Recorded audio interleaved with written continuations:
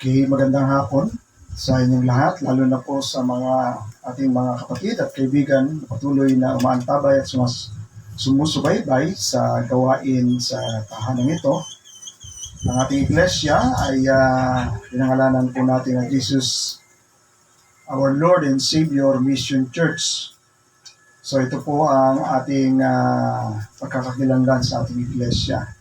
Kami ay nagagalak na kayo ay makasama sa isang layunin na pag-aralan at patuloy na maunawaan ang dakilang kalooban ng Panginoon sa ikatitibay ng ating pananampalataya, sapagkat ang paraan ng ating kaligtasan ay sa pananampalataya. Sa biyaya, tayo ay naligtas sa pamamagitan ng pananampalataya. Hindi ito mula sa atin, kundi ito ay kaloob ng Diyos. Hindi rin ito sa mga gawa o ating gawa upang walang sino mang magmalaki o magmapuri sa kanyang sarili. Kaya everything na matututunan, malalaman at katagumpayan ay hindi natin pwedeng angkinin sa sarili lang natin, kundi maunawaan natin ito lahat ay nagmumula sa Panginoon. Even in the Old Testament, yung ating kinanta kanina, di ba? The Lord is my strength. The Lord is my salvation. The Lord is my banner. Kung unawain nyo, kahit na sila ay nakikipaglaban sa kanilang mga kaaway, literally, pero sinasabi ng Bible, if those enemy ay hindi ibinigay ng Diyos sa kanilang mga kamay, hindi sila mananalo. Sapagkat ang buhay natin sa mundo ito, kung ating unawain, hindi lang physical, kundi merong spiritual, may something na spiritual na mas malakas kaysa sa atin. Ito talaga yung tunay na kaaway, no? The kingdom of darkness, na ang kanyang power ay death, and he can legally intrude sa buhay ng mga Kristiyano. Hindi natin sasama yung mga tinatawag na mga unbelievers o Gentile or uncircumcised, no? Sapagkat iyon ay nasa kanyang kaharian na. Kundi yung mga anak niya na tinatawag niya, who belong to himself, ang kanyang tinutulungan in a marvelous way. Kaya marami tayong bagay na hindi naunawaan sa mga salita ng Panginoon. Pero ang ating basihan lagi ay yung salita ng Panginoon, sapagkat yan ang nagbibigay sa atin ng karunungan, the very word of God. So ngayon, ang ating pag-aaralan ay kasama ito, no, sa naumpisa nating talakayin tungkol sa Christian living. Alam niyo, maraming bagay na binubulatlat ng Panginoon o inihahayag ng Panginoon para maunawaan natin ang tunay na pamumuhay matapos tayo ay sumampalataya. Sa expression ng Bible o sa salita ng mga apostol na ginagamit, ay mababasa ninyo na meron silang sinasabi na the salvation we have in common. Ang kaligtasan, meron tayong lahat. So, ibig sabihin na unuhan na nila, no, na sila ay meron ng taglay na kaligtasan na anong tawag dito? In common. Pare-parehas na meron sila. At yun din ang sinasabi doon sa Jude chapter 1, na content with the faith which was once given. Unawain nyo, no? Content, ipaglaban ang pananampalataya na minsan nang naibigay sa mga banal. So, unawain nyo yung mga word, no? Naibibigay yon. At yung binigyan, nagkakaroon. Kaya pag nagkaroon ng pananampalataya, ay maaangkin nila sa sarili nila na mayroon na silang kaligtasan. Kasi ang kaligtasan ay sa pananampalataya. At yung sa Hebreo na salita na binabanggit doon, napag-aralan natin to last Bible study o dito sa prayer meeting, inuunawa natin, di ba? Sabi ni Apostol Pablo sa 1 Corinthians chapter 2, we did not receive the Spirit who is from the world, but the Spirit who is from God. So hindi natin alam yon dahil hindi natin nakikita. Pero ang epekto noon, ang dapat natin maunawaan o ma-discern. Ano yun? That we may understand what God has freely given us. So sa pamamagitan ng kanyang Espiritu, maunawaan mo ngayon ang mga libre na mga bagay na ibinigay ng Diyos. Nagiging totoo sa iyo. Pagkatotoo naman talaga yun, pero hindi lang nakikita. Ano yung mga bagay o spiritual na mga bagay na ibinibigay ng Diyos sa atin? Number one, kaligtasan. Hindi maunawaan ng tao yan kung paano siya naligtas. Naging Kristiyano ka na, sabihin mo, ligtas ka na. Kasi ang tingin nila, kapag naging Kristiyano, magiging anak ng Diyos, probably lumulutang na yung paa mo dyan sa lupa, tumataas ka ng ganyan. No? Something marvelous. O kaya, pwedeng sabihin nila na ikaw ay anak ng Diyos dahil nagliliwanag na ang personality mo, nakakaiba na sa kanila. Pero hindi ka na yung sinasabi ng Biblia. Diba? Kundi, yung pananampalatayang meron ka, at yung pananampalataya na yun, na dahil tumanggap ka ng banal na Espiritu, kaya naiintindihan mo yung mga bagay na spiritual na hindi nila maintindihan. Dahil yun ang piniliwanag ng Biblia. We receive the Spirit who is from God that we may understand the things that are freely given us by God. So understand. Kapag may Espiritu ka, magkakaroon ka ng unawa patungkol sa lahat ng bagay sa Diyos. Totoo ang Diyos, totoo ang kaligtasan, totoo ang pagpapawalang sala ng Diyos, totoong lumitaw si Yesu Cristo, totoong nilikha ng Diyos ang buong sanlibutan sa pamamagitan ng kanyang salita. Hindi pwede i-explain ng science yun. Ang science is through experiment. At hindi mo pwedeng i-experiment everything na miracle na ginawa ng Diyos. Hanggang ngayon, 1,000 years ago, na ang lumipas, hindi pa nila kayang i-demonstrate kung paano biniyak ng Diyos yung Red Sea. At pinadaan yung almost 2 million na mga Hudyo. Kasi binilang ni Moises yan, no? 600,000 men on foot. Wala pa yung babae, wala pa yung mga bata. Kaya probably, aabot siya ng mga 2 million. Magdo-double in size or triple in size. So, yan yun. Tumanggap ka ng banal na Espiritu, magkakaroon ka ng pangunawa. Kaya nga yan siya sabi sa Hebreo chapter 11. By faith, we understand. Dahil yung taong walang faith, hindi niya maintindihan yung creation. Yan ang sinasabi ng Bible, 11. Yan, no? By faith, we understand that the universe was created by the Word of God. So that what is seen was not made out of things that are visible. So yung faith na yon, hindi yun ordinary. Iyon ay gift ng Diyos, yung faith na yon. Kaya ka nagkakaroon ng understanding. The faith is, di ba yung sa John chapter 6, na paulit-ulit kong sinasabi ng mga Hudyo, ano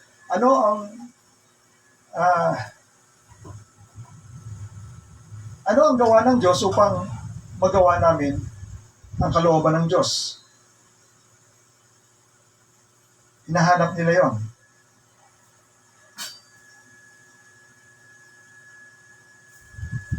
So, tinanong nila, anong dapat namin gawin upang magawa namin ang mga gawa ng Diyos? So, ano yung sinasabi ng Panginoon? Gawa ng Diyos? Ito ang gawa ng Diyos na kayo ay sumampalataya sa kanyang sinugo. So, yung pagsampalataya kay Yesu Cristo ay gawa pala ng Diyos yun sa buhay ng isang tao. Yung belief na yon, to understand the universe, yung belief na yon na makilala si Jesus Christ ay gawa ng Diyos. Kaya nga yung pinadala ni Pastor Mark doon sa JLS na video ni Connors, no? Isang ateista na sikat sa Amerika. marami siyang Kristiyano na kadebate at hindi siya naniniwala na si Jesus Christ ay Diyos sapagkat wala naman daw literal na salita si Jesus Christ doon sa Bible na claim niya na siya ay Diyos. Hindi talaga niya hindi pwedeng i-claim ni Jesus Christ na siya ay Diyos directly sapagkat siya ay tao.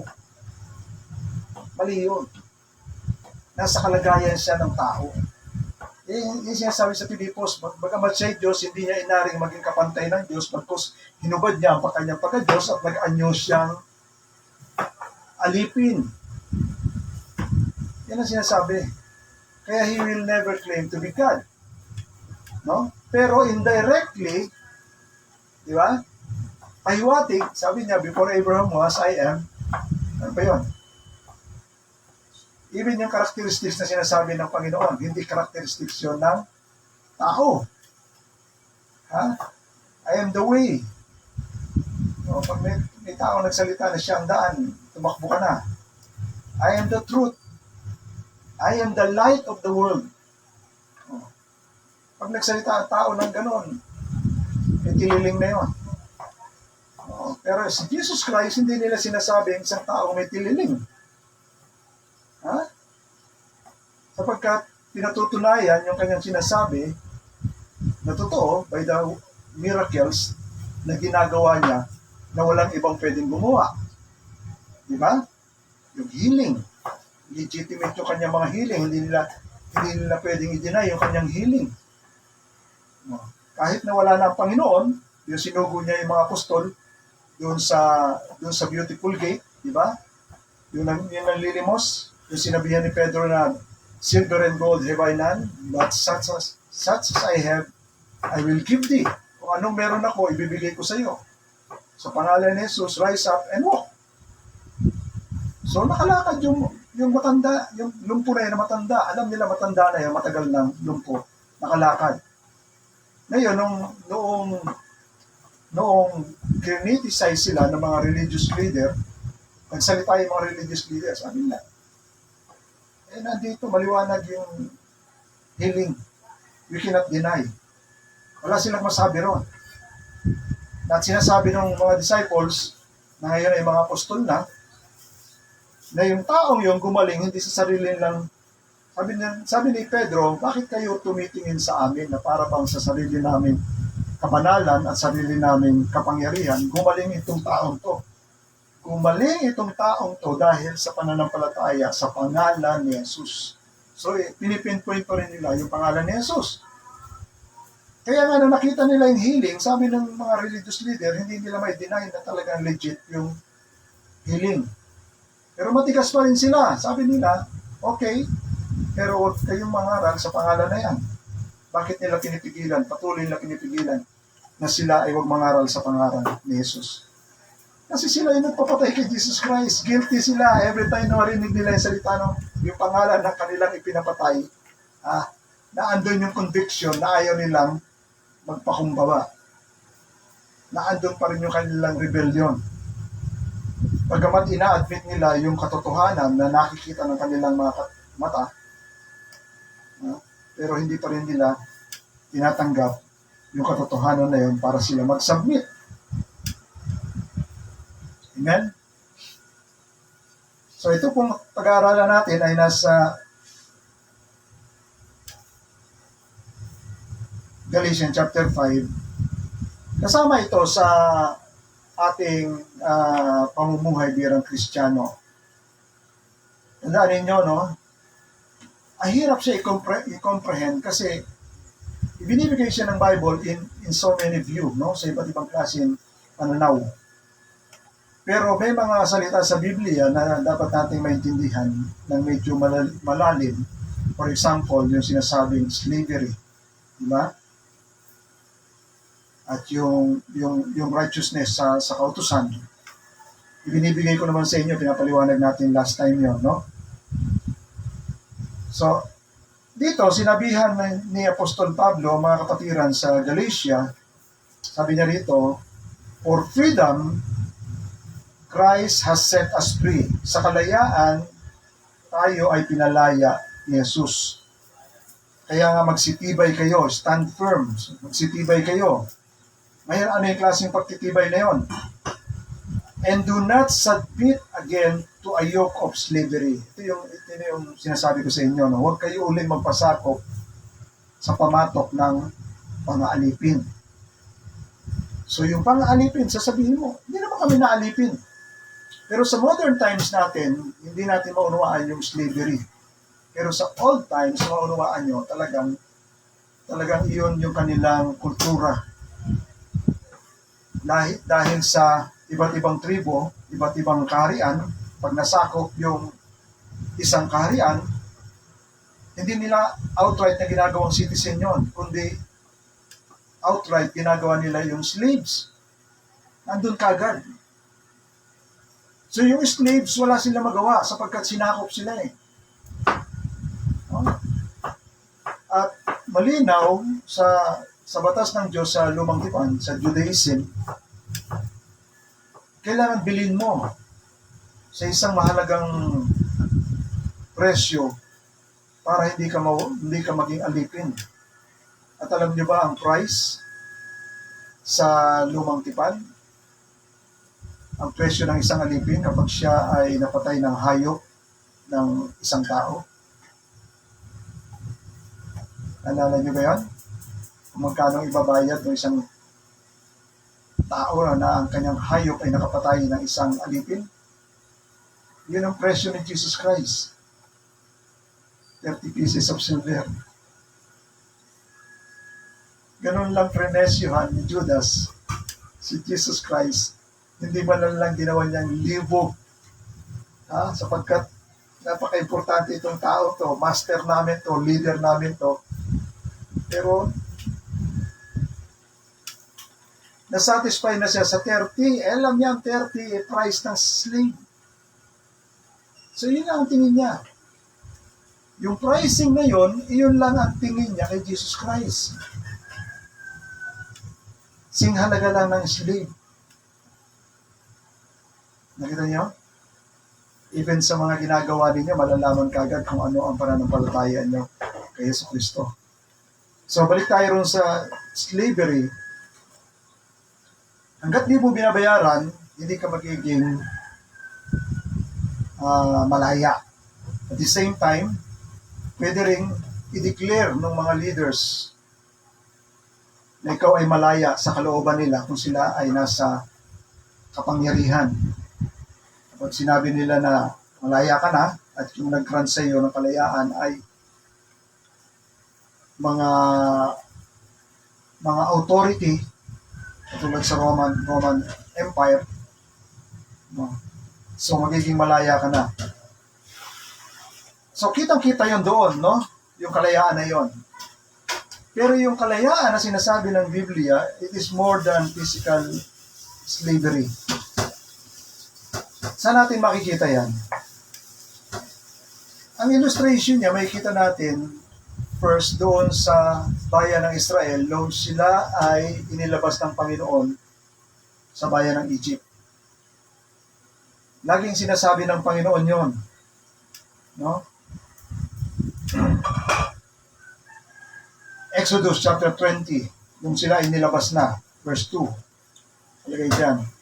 I am the Lord your God who brought you out of the land of Egypt, out of the house of slavery. So ano yung house of slavery or yung kingdom na sila ay enslaved? Sabi ng iba, probably sila na yung pinagawa ng mga pyramid. No? Kung ilang years yan. Nabasa niyo naman, di ba, yung storya, no? Pinagagawa sila ng bricks, gawa sa clay at gawa sa yung mga damo. O dayami, pinaghahalo-halo nila, bubuhatin pa nila, dadalhin doon sa isang lugar. Ngayon, naramdaman nila sila, dinagdagan palalo yung kanilang pagpapahirap. Dahil nung dumating si Moises, iniinsist ni Moises na sabi, inutusan ako ng Diyos ko na palayain mo raw ang kanyang bayan. So pakiramdam ng Paraon, nagtatamad-tamara lang to para lang sila sumamba sa kanilang Diyos. Dahil sabi nung Paraon, sino yung Lord na yan? upang siya sambahin ko. Hindi na kilala yun. Kaya dinagdagan pa niya yung kanilang ginagawang. Kaya yung mga tao, nagalit din kay Moises sapagkat dadagdagan yung pahirap nila dahil sa ginagawa ni Moises. Pero sinasabi natin dito, literal na sinasabi ng Panginoon sa pamamagitan ng bibig ni Moises at saka ng mga propeta na siya ang Diyos na nagdala o naglabas sa buong bayan ng Israel mula sa lupain ng Ehipto upang ilabas sila sa house of slavery, sa pagkakaalipin. Even in Joshua chapter 24, verse 17, "For it is the Lord, our God, who brought us and our fathers up from the land of Egypt, out of the house of slavery, who did those great signs in our sight and preserves us in all the way that we went and among all the people through whom we passed." Jeremiah, inaalala rin lang hanggang sa panahon ng Jeremiah. "Thus says the Lord, the God of Israel, I myself made a covenant with your fathers when I brought them out of the land of Egypt, out of the house of slavery." May importante yun, no? Kasi pinapaulit-ulit na pinapaalala ng Panginoon sa buong sambayan ng Israel na nilabas ko kayo. Ang naunawaan lang ng Israel ay yung literal na slavery, yung literal na bondage na talaga pinahirapan sila. Pag slave ka, hindi ka pwedeng pabanjing-banjing, tulog-tulog, ahatawin ka ng mga slave master. At patatrabahuin ka kahit ayaw magtrabaho.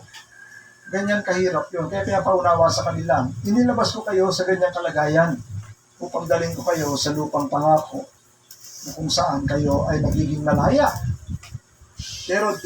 Pero along the way, sa buong kwento, merong hindi naintindihan ang bayang Israel na yung pagpapalabas ng Panginoon sa kanyang bayan sa Ehipto, ay may gagawin siyang hindi nila nakikita. Ano yun? Ito yun. Sabi ng Panginoon sa Exodus chapter 12, verse 12, "For I will pass," ito na yung last plague, no? Pero yung 10 plagues, tandaan ninyo, yung 10 plagues na ibinagsak ng Panginoon, yun ay pagpapakilala na ng Diyos na talaga siya ang Diyos, wala nang iba. Pero hindi contest yun ng Diyos at ng mga magician ni Pero. Hindi yun ang contest. No? Kundi iyon ay ini-expose ng Diyos at hinahatulan ng Diyos yung Diyos-Diyosan ng Egypt na hindi nila naunawaan. Sabi diyan, "For I will pass through the land of Egypt that night, and I will strike all the firstborn in the land of Egypt, both man and beast, and on all." Anong all? Marami. Ano yung all na yan? Marami. Sa lahat. Lahat ng Diyos, mga Diyos ng Egypt. Kaya hindi siya basta, tandaan nyo, no? Kaya hindi sila basta-basta pwedeng ilabas ng Diyos sa Egypt. Kasi may legal grounds na pinangahawakan yung mga Diyos-Diyosan doon. At kailangan hatulan sila ng Diyos. Sabi niya, "Both man and beast and all the gods of Egypt, I will execute judgment. I am the Lord." So ito yung sinasabi natin, yung bondage and slavery, bagamat literal yun na pinahirapan yung bayan ng Israel, meron something spiritual na mas matindi na sumasakop sa kanila. Kaya paulit-ulit na pinapaalala sa kanila yung slavery nila. It is more than physical slavery. It is also a spiritual slavery na natututo na silang sumamba sa Diyos-Diyosan ng Egypt. Ngayon, kapag kahit nahirapan ka, pero at least kumakain ka pa rin, nagkakaroon ng contentment yung tao. At siguro, nagiginawahan na rin siya kahit papaano, at yung mga bagay na inaasam niya, ay nakukuha na rin niya kahit papaano. So nagkakaroon siya ng contentment, kahit na hindi siya malaya. Ito yung sinasabi natin, pinag-aaralan natin, even sa ating panahon, na maraming Kristiyano hindi nakakaunawa. Iba ang pagiging malaya, iba ang pagiging slave na dapat natin maunawaan. ang mga Israel, nakontento na sila kahit na sila pinahirapan ng slave master, talagang pinagtatrabaho sila ng mabigat, hinahataw. Pero sabi nila, nung nilabas ng Diyos sila mula sa bayan ng Israel, ng Egypt, at dinala sila muna sa ilang to test them, di ba? Every time na wala na silang pagkain doon, naalala nila. Ang sabi diyan, ha? Kita nyo? Sa Numbers chapter 11, verse 5, sabi ng mga tao, we remember the feast we ate in Egypt that cost nothing. Ibig sabihin, basta lang sila manghuli doon sa Nile River, ang lalaki siguro ng mga tilapia, ha? Sarap na sila. Ha? Yan ang sinabi nila. Naalala namin, nanguhuli pa kami ng isda at kumakain sa Egypt na walang bayad. Marami. The cucumber, ha? The melon, the leeks, the onion, and garlic. Hallelujah. Ang sarap ng pagkain namin doon. Pero ngayon, dinala mo kami sa ilang at nagugutom na kami, wala kami pagkain. Ibinibigay, Moises, papatayin mo ba kami sa gutom dito? Ang sinabi mo, dadalhin mo kami sa land of flowing with milk and honey. Ngayon, sinagot ng Panginoon yon sa verse 18 na sinabi ni Moises sa mga tao, and say to the people, sabi ng Panginoon, consecrate yourselves tomorrow, for tomorrow you shall eat meat. Kasi gusto na nila makakain ng karne. Nagsawa na sila sa mana. Di ba? Kaya sabi ng Panginoon, sige, bibigay ko. And you shall eat meat. For you have wept in hearing of the Lord saying. Umiiyak pa sila, no? Talagang umiiyaw sila, umiiyak na talagang gustong-gusto na nila kumain ng karne sa pandinig ng Panginoon. Eh, binigay naman ng Panginoon. Tinatanong nila, who will give us meat to eat? Sabi nila, for it was better for us in Egypt. Kita nyo? Na iniisip nila, kaysa pagdadalan sa kanila ng Panginoon na isang malayang kalagayan, pagamat hindi pa agad nila naranasan, pero along the way ay tinetesting pa rin sila. Pero naalala nila, mas mabuti na kami na doon sa Egypt, kahit na kami ay slaves. Ha? It is better for us in Egypt.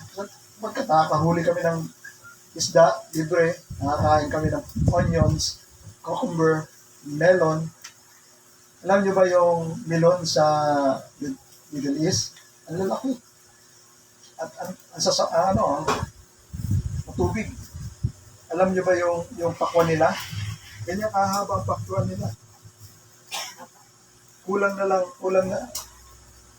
lang ibigay sa amin ng mga Arabo dahil wala masyadong bumibili. Oh. Bilhin nyo na to, bilhin.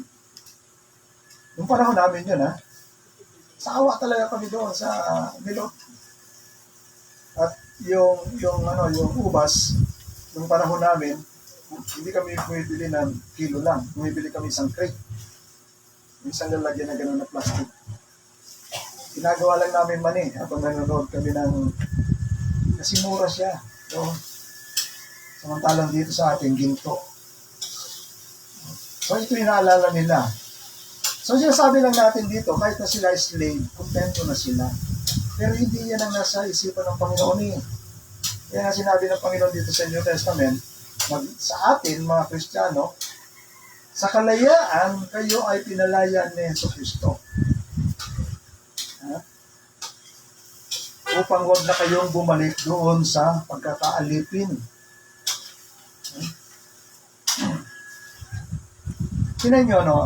Ang slavery sa pangunawa ni Apostol Pablo, hindi ito yung slavery na literal lang na dinala ka sa isang bansa at inalipin ka sa isang bansa. Hindi yun. Mas malawak na yung sakop ng pangunawa ni Apostol Pablo. Dahil ang Panginoon mismo ang naghayag, di ba? Ang sino mang nagkasala, John chapter 8, ay alipin ng kasalanan. Yan. Kaya nga sabi ng mga Hudyo, ang ama namin si Abraham at hindi naman kami naalipin.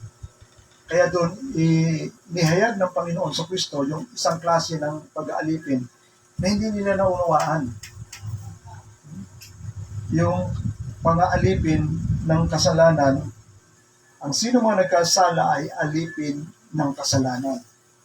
Ito talaga yung punto na ini-emphasize na maunawaan natin, pinapaunawa ng Panginoon para sa atin. At dito tayo talaga pinalalaya. Ngayon, bagamat hindi nakikita yan, pero ilarawan ko sa inyo, ay dito sa lipunan natin. No? Kasi yan ay, basahin ko, sa verse 3. No? Chapter 3. Yan. So, tingnan nyo ha. Maraming binanggit si Apostol Pablo patungkol sa buhay ng isang Israelita. Ito, alam nila ito kasi galing sila sa kautusan at alam nila yung mga sumpa. Sabi rito,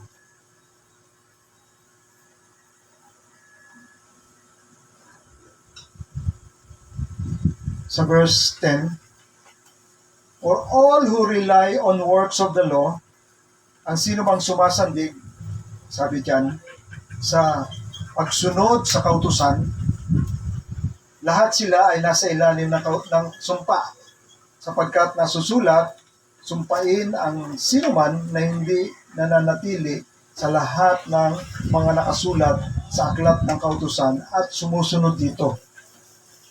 So nakita nyo? Ibig sabihin, yung hindi nagpatuloy na sa pagsunod sa law, sapagkat sila doon ay kinobenan, itinipan sila. Wala na nakasunod doon, wala na ni isa na nakasunod. Kaya ang bagsak nila nasa sumpa. Sabi rito, "Now it is evident that no one is justified before God by the law." So ngayon, malinaw na walang sino man ang napapawalang sala sa harapan ng Diyos sa pamamagitan ng kautusan. Bakit? Nung ibinigay yung kautusan, nauna nang ibinigay yung tipan kay Abraham, yung covenant. Ngayon, ibinigay ba yung kautusan? Anong purpose nun? Ang purpose nun na pinaliwanag ni Apostol Pablo para malaman ng tao na siya ay nasa kasalanan na. Malalaman niya ang kasalanan nung makita niya ang kautusan. Magising na siya. At ang ibig sabihin nun, wala na siya sa Diyos, wala na siya sa kalayaan, kundi siya ay sakop na ng batas ng kasalanan at dadali na siya sa kaparusahan. Kasi ang karugtong ng kasalanan ay pagpaparusa. Di ba?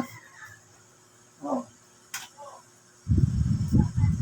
Kung hinahanap nila sa ginagawa nilang sacrifice, sa ginagawa nilang pagsunod sa kautusan, ay magiging katanggap-tanggap. Yung righteousness ay magiging silang matuwid at katanggap-tanggap sa Diyos. Pinaliwanag ni Apostol Pablo, malinaw na ngayon na walang nagiging matuwid sa harapan ng Diyos sa pamamagitan ng kautusan. Sapagkat sinasabi, particularly sa aklat ni Habakuk yan, ang matutuwid ay mabubuhay sa pamamagitan ng pananampalataya. Ang kautusan ay hindi nababatay sa pananampalataya, kundi ang kautusan, ang sino mang sumusunod sa kautusan ay mabubuhay ayon sa kautusan. Ngunit tayo ay tinubos o niligtas ni Jesucristo mula sa sumpa ng kautusan nang siya ay maging sumpa para sa atin. So paano siya naging sumpa para sa atin?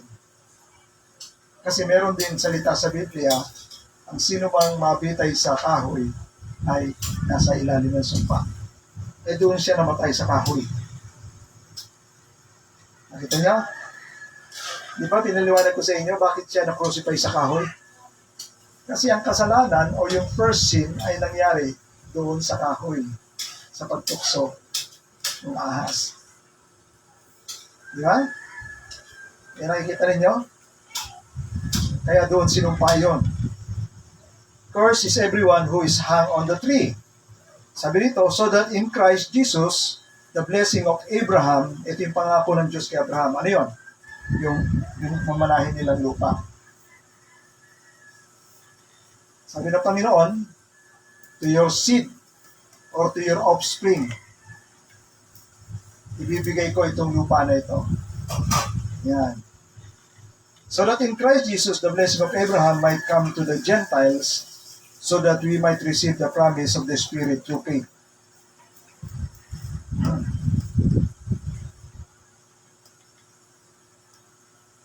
So patuloy na pinapaliwanag ni Apostol Pablo rito, to give the human example, brothers, even with a man-made covenant, no one annuls, walang sino man nagpapawalang visa o nagdadagdag kapag ang tipan ay napagtibay na. It has been ratified. Now the promise were made to Abraham and to his offspring. Kasi yung salitang offspring, walang S yan. It does not say to offsprings, may S, referring to many, but referring to one. And to your offspring, meaning, sino yung offspring na tinutukoy ng Diyos kay Abraham? Yung lalabas na Kristo sa lahi niya. Walang iba kundi si Jesus Christ. Sa madaling sabi, ang pinapangako ng Diyos na ipapamana sa inapo ni Abraham ang lupain ay sa nag-iisang inapo ni Abraham na walang iba kundi si Jesus. Siya talaga ang legal heir ng mamanahing lupa.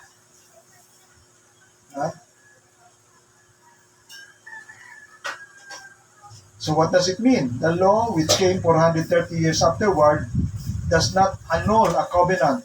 Yung batas daw na dumating matapos ng 430 taon ay hindi nagpapawalang visa sa tipan na ibinigay ng Diyos kay Abraham.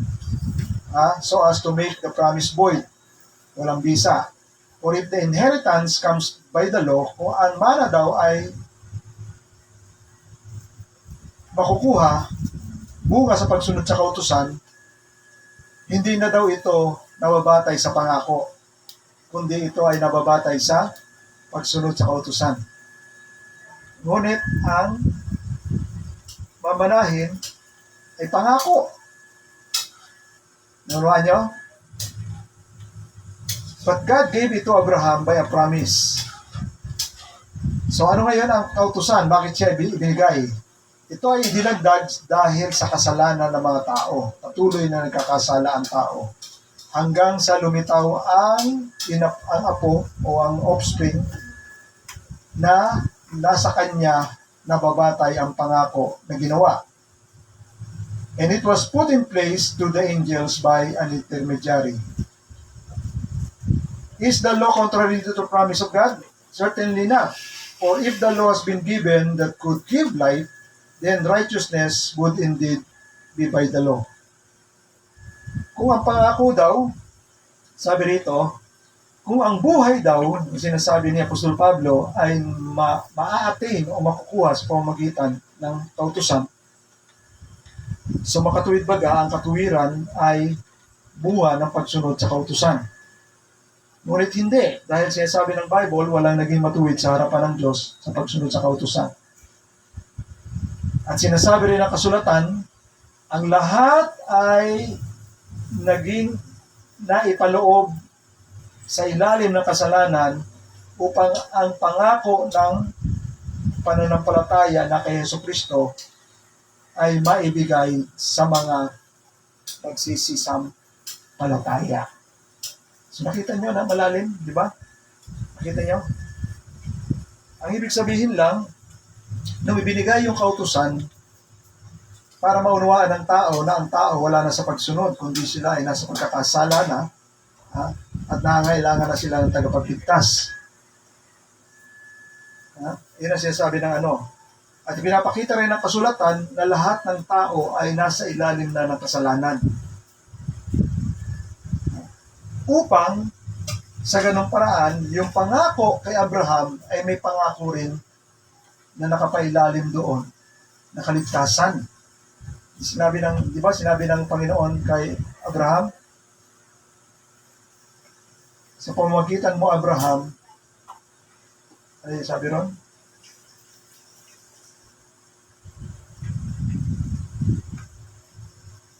In you, sabi ng Panginoon, in you, all nations shall be blessed. Hindi sinabing through you, in you, ibig sabihin sa loob ni Abraham. In you, all the nations will be blessed. At yung inyo na yon, yun yung magiging inapo niya. Sa paglitaw nun, lahat ng mga bansa ay magiging mapapagpala sa pamamagitan ng paglitaw ni Jesucristo. At yung paglitaw ng Panginoon Jesucristo, iyon na rin ang umpisa ng panibagong tipan ng Diyos sa kaligtasan ng tao sa pamamagitan ng pananampalataya. At sa pamamagitan ng pananampalataya, yung mga pangako ay pagkakaloob ng Diyos, hindi sa pamamagitan ng gawa, kundi sa pamamagitan ng biyaya. Now, before faith came, we were held captive under the law. Nakita niyo? Bago raw dumating ang pananampalataya, lahat daw tayo ay alipin sa ilalim ng kautusan. Imprison. Ano yung imprison? Naging preso. Imprison until the coming of faith would be revealed. So then, the law was our guardian until Christ came, in order that we might be justified by faith. Para sa pagdating ni Jesucristo, tayo ay mapapawalang sala dahil nakapreso na tayo sa ilalim ng kasalanan lahat ayon sa sinasabi ng kautusan. Sa pagdating ni Jesucristo, ihahayag ng Diyos yung prinsipyo ng pananampalataya upang tayo ay mapawalang sala sa pamamagitan ng pananampalataya. At ang biyaya ay ang kaligtasan at ang biyaya ay ang inheritance na ibinibigay ng Panginoon kay Abraham. But now that faith has come, pagdating ni Jesucristo, dumating na raw yung season ng pananampalataya. We are no longer under the guardian or under the law. Naunawaan nyo? For in Christ Jesus, ito pa yung isang blessing. Kay Kristo Jesus, you are all sons of God through faith.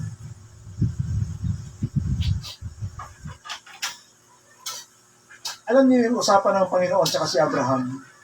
Yung sinabi ng Panginoon, masdan mo Abraham, simula doon sa ilog ng Euphrates hanggang sa ilog ng Nile. Yung kahalawakan ng lupa na yan, yan ay ibibigay ko sa iyong inapo. Sabi ni Abraham, Panginoon, matanda na ako, wala pa akong anak. Wala ka pang anak na ibinibigay sa akin. Ang kasama ko si Eliezer na Syriano. Siya lang ang magmamana ng lahat ng sinasabi mo sa akin. Hindi, sabi ng Panginoon, kundi mula sa sarili mong katawan ay lilitaw ang tagapagmana mo. Ngayon, niyaya siya sa labas ng kanyang bahay o tent. Pinatingnan siya sa langit. Tingnan mo ang langit, bilangin mo ang star. Kung kaya mong bilangin. Of course, di mo kayang bilangin. Ganyan magiging karami ang mga inapo mo. Your offspring. Pero ang sinasabi ng Panginoon, nilinaw ni Apostol Pablo, ang meaning ng offspring is one. Nakita niyo yung yung not offsprings, marami. Pero ang tinuro ng Panginoon, maraming star. Pero ang binabanggit ng offspring, isa lang. Naiintindihan nyo? Medyo mahiwaga, di ba? At yung offspring na yon, anak ng Diyos yun. Na sinasabi sa Bible, sons of promise. Si Isaac, sons of promise, dahil baog na yung nanay. Si Jesus Christ is really the sons of promise dahil virgin yung kanyang nanay. Hindi maanganak ang virgin. At sinasabi sa Genesis, naunawaan niyo yung palatandaan doon, yung clue. Ha? Ano yung clue sa Genesis pa lang? May clue na ron eh. The seed of the woman. Your seed will be against her seed. Ngayon ang tanong, ang babae ba may binhi? Hello? Sa usapan sa Bible, wala. Ang binhi lang galing sa lalaki. So isang clue yun, na mayroong babae na may binhi at ang babae na nagkaroon ng binhi ay si Maria. Siya lang ang nagkaroon ng binhi At yung binhi na yun, walang iba kundi si Jesus Christ. Ano yan? At maraming star na magiging anak ni Abraham. Ito yon. Lahat tayo sa pananampalataya ay ibibilang na anak ng Diyos. At sabi rito, sa lahat ng mga nabautismuhan kay Kristo ay ibinihis na si Kristo. Ayan, have put on Christ. So, ngayon kapag tayo ay na kay Kristo, ang mata at pananaw ng Biblia o Panginoon, ito na. Wala na raw Hudyo, wala na raw Greko, wala na raw alipin, wala na raw Malaya, wala na raw babae, wala na raw lalaki. Lahat tayo ay isa kay Kristo. Nakita niyo? Nakita niyo ang pananaw ng Bible? Kahit pa tayo marami, pero ang mata ng Diyos, ang tingin niya, kayong lahat, isa. At ano yung isa na yon? Dahil kay Kristo. Tinitingnan tayo lahat na isa kay Kristo. Yan ang ano. Ngayon, sabi diyan, kung kayo ay na kay Kristo, kayo rin ay mga ina po ni Abraham. Ano pa nakalagay? Heirs. Ano yung heirs? Kasamang tagapagmana ng pangako. Yan. So, yung pinag-aaralan natin na pagiging alipin, ayan nakalagay dyan. Sabi rito, because you are sons, kayo raw ay mga anak na, may S na yan, marami. Sapagkat kayo ay mga anak na ng Diyos, isinugo ng Diyos ang kanyang ang espiritu ng kanyang anak sa inyong mga puso na umiiyak ng ama ko. Ito na yung pagtanggap natin. Yan na yung pagtanggap natin ng espiritu ng Diyos. Yan na yun, sa pananampalataya. Ngayon, ang sabi diyan, kapag tayo tumanggap ng espiritu ng Diyos pamamagitan sa pananampalataya ng Yesu Kristo, kayo ay hindi na slave. Ang ibig sabihin, hindi na rin kayo nasa ilalim ng batas ng kasalanan at ng kamatayan para kayo ay managot sa inyong mga kasalanan. Ang tanong, bakit kayo hindi mananagot sa inyong kasalanan kahit talaga kayo ay may kasalanan? Ang dami-dami nating kasalanan. Dahil kay Kristo. At ano yung dahil kay Kristo? Yung kamatayan ni Kristo. Namatay siya sa kasalanan pero wala siyang kasalanan.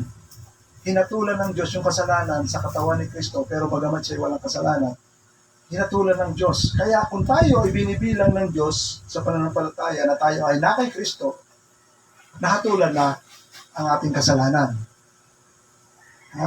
Kapag nahatulan na ating kasalanan, ano na ngayon ang sinasabi ng batas ng Diyos o ng Bible? Ikaw ay justified. Ano ibig sabihin ng justified? Pinapawalang sala. Sa Tagalog, inaaring ganap. Ang yan ang mga translation sa Tagalog. Inaaring ganap or pinapawalang sala. Ano rin sinasabi ng Bible kapag tayo ay sumampalataya katulad ni Abraham? Yung pananampalataya na yon ay itinuturing na righteousness. Your faith is counted as righteousness before God. Intindihan nyo? Nagiging kang matuwid sa harapan ng Diyos, hindi sa mga ginagawa mo, kundi nagiging matuwid ka sa harapan ng Diyos dahil sa pananampalataya mo kay Jesus. Dahil binayaran na ni Kristo ang kasalanan mo. So wala nang pananagutan. Pag wala ka ng pananagutan, matuwid ka. Intindihan nyo? Kapag may nagbayad na pagkakautang mo, wala ka na sasagutin. So pag wala kang sasagutin, anong mata ng hukuman? Matuwid yan. Wala yang sasagutin, walang paparusahan sa kanya. Kasi bayad na yan. So nakita niyo yung wonder ng prinsipyo ng faith. By faith, naliligtas tayo. By faith, nagiging matuwid tayo. By faith, tayo ay napapawalang sala. By faith, tayo ay nagiging anak ng Diyos. By faith, tayo ay kasama na tagapagmana ni Jesus. By faith, tayo rin ay mga inapo ni Abraham. By faith, tayo ay tayo ay nagiging anak ng Diyos, tayo ay inaalis sa pagkaalipin.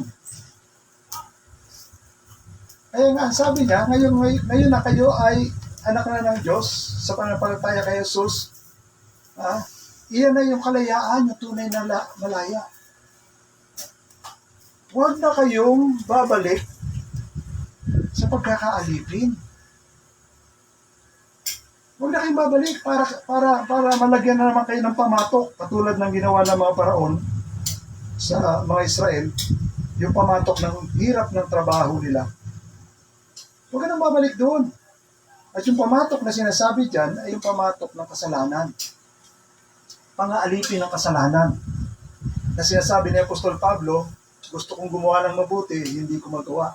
Bakit? Kasi nasa ilalim siya ng pamatok ng kasalanan. At ang kasalanan may kapangyarihan na siya ay utyupan upang patuloy na gumawa ng kasalanan.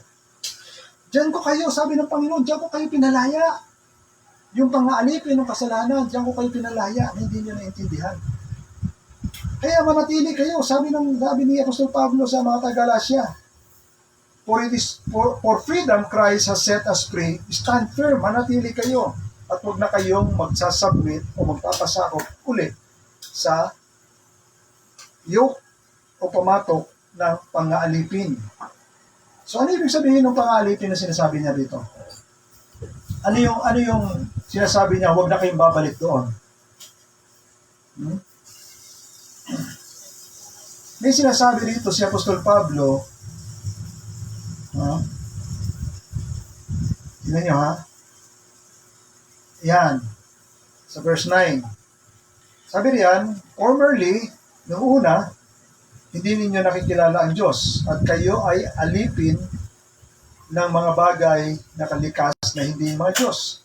Gcash. So nakita niyo na? Nakita niyo na yung pangalipin? Yung sinasabi ni Apostol Pablo? Nung hindi pa natin nakikilala ang Diyos, hindi pa tayo sumasampalataya kay Jesus, at hindi natin nakikilala ang tunay na Diyos, sa pamamagitan ni Jesucristo, tayo raw ay alipin sa panong paraan. Sa pagsamba at paglilingkod sa hindi naman talaga tunay na Diyos. Ano yun? Mga idols. Iyan ang isang klase ng pang-alipin. Sumasamba ka sa mga hindi totoong Diyos. Yan. Sabi rito, but now you have come to know God. Ngunit ngayon ay pumantong ka sa pagkakilala sa tunay na Diyos.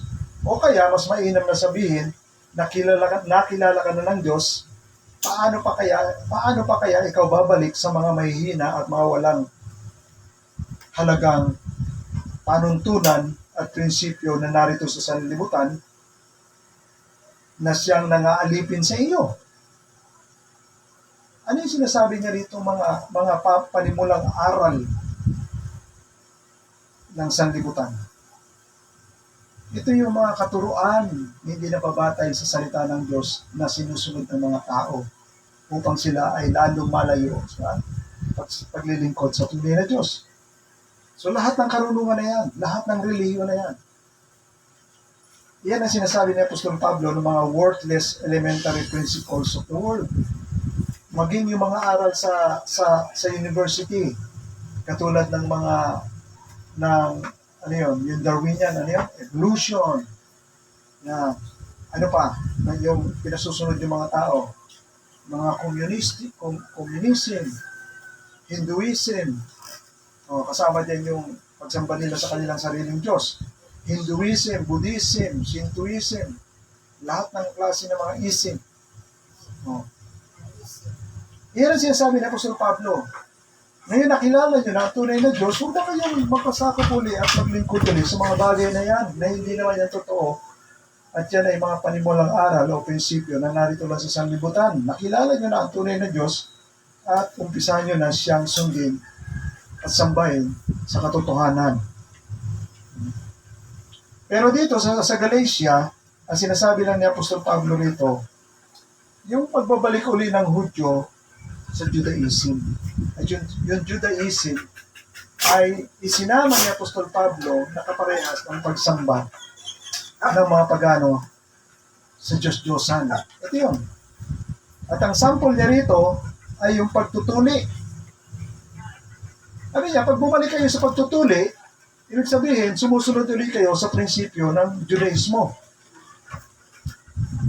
Ang sabi niya, Apostol Pablo, lipas na yan, nagawa na yan, at iyan ay anino ng pagdating ni Jesucristo. Ang katotohanan ay si Jesucristo. Lahat ng mga ginagawa nyo sa lumang tipan, lahat ng yan ay shadow ng katotohanan. Kaya yung shadow ay hindi makakapag-perfecto sa harap ng Diyos kapag sinusunod mo yon. Kasi shadow yun eh. Ang pagsunod sa realidad, ang realidad ay na kay Kristo. Diyan ka magiging matuwid sa harapan ng Diyos. Eh gusto nila ulit bumalik doon. Nag-oobserba ulit siya sa buwan. Nagpapatuli. At kung ano-ano pa mga sacrifice. Yung mga sacrifice, iyon ay anino lang ng tunay na sakripisyo ng pagdating ni Jesucristo. Kaya nga sabi ni John the Baptist, di ba? Tingnan ninyo ang kordero ng Diyos na nag-aalis ng kasalanan ng sanlibutan. Samantalang yung kanilang ginagawa, nakapag-aalis ng kasalanan, pero bumabalik ulit sila sa paghahandog kasi hindi naman talaga tunay na nakapaghuhugas ng kanilang kasalanan. Ito yung perfecto. Kaya pag dumating yung perfecto, huwag na kayong babalik doon sa hindi perfecto. Kaya inihalin tulad niya, yung klase na yun, sa mga ginagawa rin ng mga pagano, sa pagsamba sa Diyos-Diyosan. Kaya sabi niya rito, look, tingnan ninyo, ako si Pablo, sinasabi ko sa inyo, kapag tinanggap ninyo ang pagtutuli, si Kristo ay walang pakinabang sa inyo. Isa yan.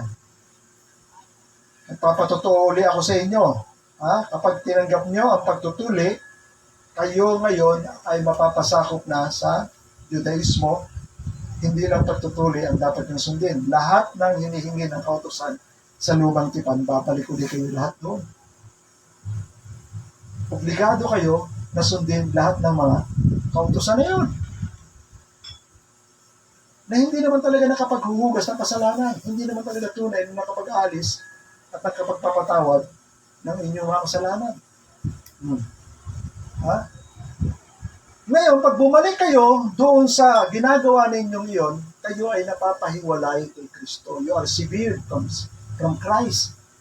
Kayo ay putol sa biyaya na ibinibigay ni Kristo. Hindi nyo matatanggap ang biyaya na nagmumula kay Jesucristo.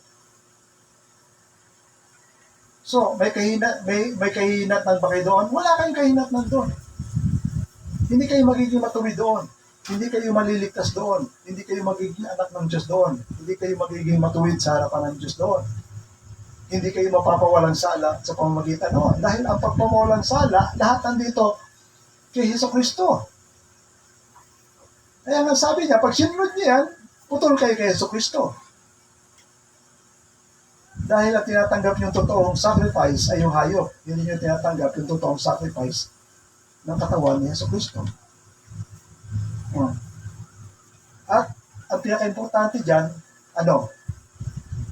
hindi ninyo tatanggapin ang Espiritu ng Diyos. Na iyon ang magtatalaga sa inyo na kayo talaga ay magiging anak ng Diyos. Na iyon ang magbibigay ng buhay at panibagong buhay na mahaba o walang hanggang buhay sa inyo. Ang buhay ay nasa Espiritu, sabi ng Panginoon, life is in the Spirit. At yun ay binigay lang ng Diyos Ama matapos na i-sacrifice ni Jesus Christ ang kanyang katawan. At nasatisfy ang Ama sa sacrifice ni Jesus Christ, kaya niya ibinuhos doon sa Book of Acts. Di ba? Sa huling panahon, ibubuhos ko ang banal na Espiritu ayon sa pangako ng Diyos sa lumang tipan. Yan. So pag bumalik kayo dyan, babalik ulit kayo sa pagkakalipin. Babalik ulit kayo sa Egypt. Ha? Wala kayong kinabukasan doon.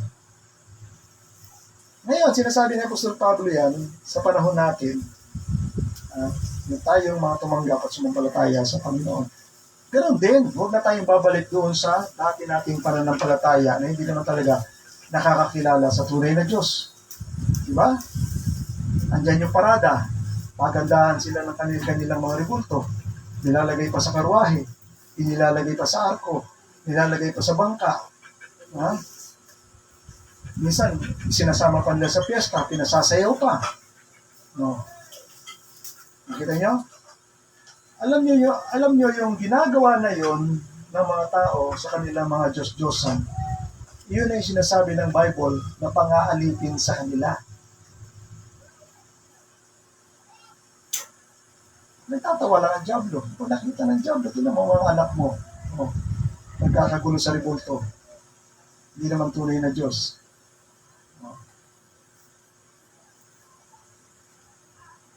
Yan ang pinapakita ng sinasabi ng Biblia kapag tayo babalik doon. Pinalaya na tayo ng Panginoon eh.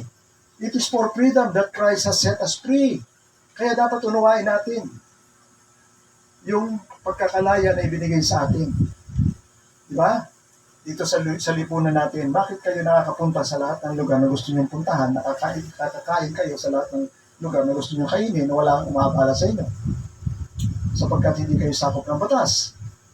Pero subukan niyong pumatay, subukan niyong magnakaw, subukan niyong mag-rape. Ha? May mga authority na para kayong si Bato, hahanapin na kayo ni Bato ng ano. Ha? Kasi hindi na siya nasa lugar ng kalayaan. Saan na siya? Nasa lugar na siya ng batas. Intindihan niyo? Napananagutin na kayo. Yan ang sinasabi ng Panginoon dyan. Yung pagkakalaya natin ay pagkakalaya sa punishment ng batas. Ay gusto mo ulit bumalik doon.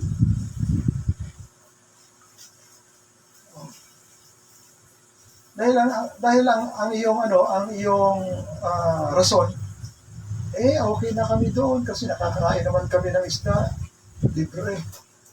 Lagi kami nang huli ng isda, libre. Nakakain naman kami ng cucumber, nakakain naman kami ng onion, ang sarap naman ang buhay namin doon. Kahit paminsan-minsan, nilalati ko kami ng slave master, pero okay na rin. Hindi yan ang tunay na kalayaan. Ang tunay na kalayaan, magagawa mong lahat na walang gumagambala sa iyo dahil iyan talaga ang kalooban ng Diyos na talagang bigyan tayo ng kalayaan sa gawaan ng kasalanan.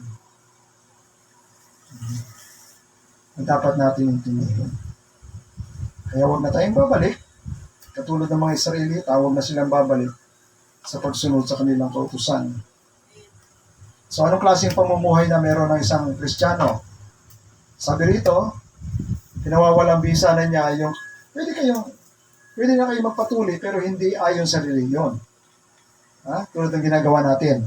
Sabi ni Apostol Pablo sa Galatians chapter 5 verse 6, for in Christ, tayo ngayon ay na kay Kristo na, hindi na mahalaga ang tuli ka o hindi ka tuli.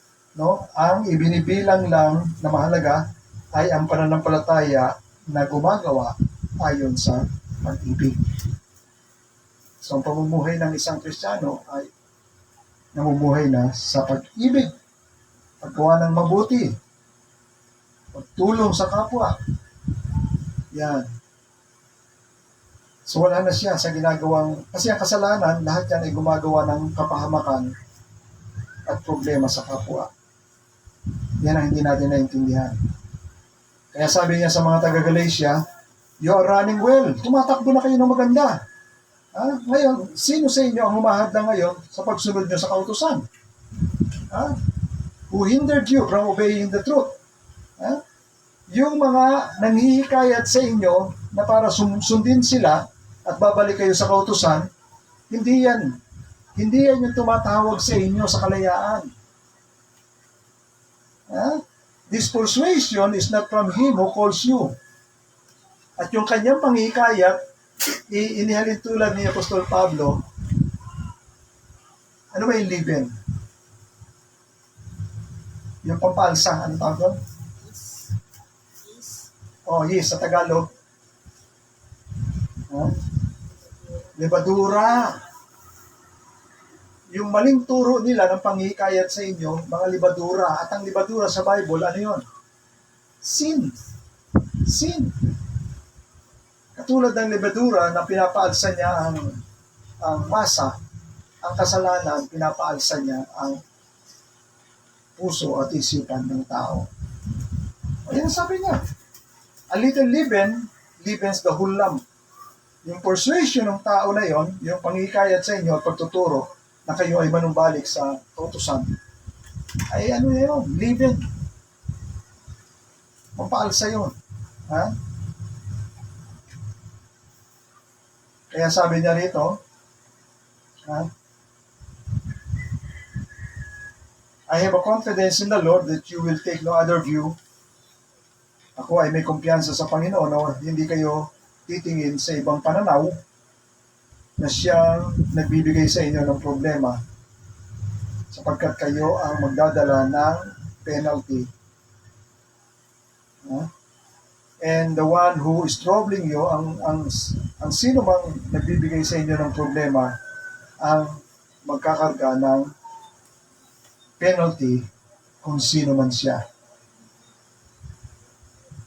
So kalayaan, tayo ay pinalaya ng Panginoon, ipamuhay na natin. At yung kalayaan na yon ay kalayaan hindi para gumawa uli ng kasalanan. Ang kalayaan na yon ay para ipagpatuloy na natin yung bagong buhay na matuwid at malaya at mabuti sa harapan ng Diyos. Amen? Ayun natin tumayo. Hallelujah. Ama, luwalatihin ka muli sa napaka-inam na pagtalakay. Alam namin, Lord, na maraming bagay na mahirap unawain, lalo na sa kultura ninyo.